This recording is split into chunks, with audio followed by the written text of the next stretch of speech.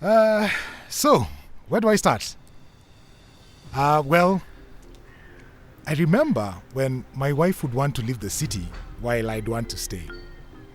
Then we'd switch. But eventually we agreed and left.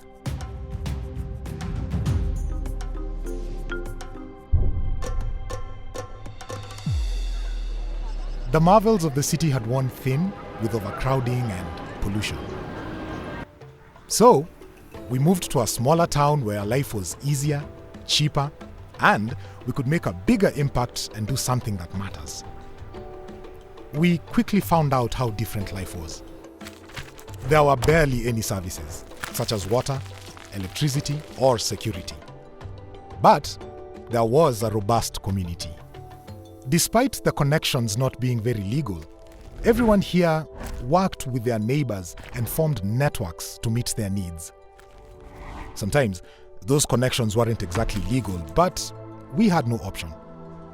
Eventually, we adjusted.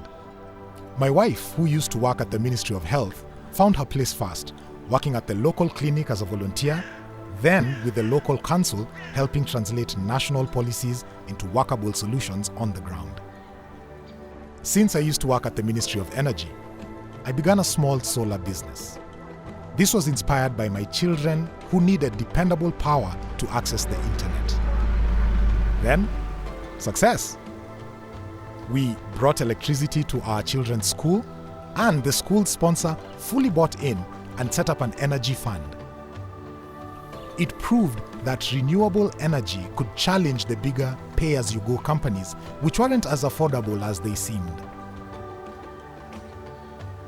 While not everyone was supportive, I didn't expect a big fight from the central government, who accused me of undermining the energy providers to our region. One day, the central government cut off a neighborhood I had wired up with renewable electricity. The local people, both young and old, protested in such numbers that it made the national news. Progress was hard, but worth it.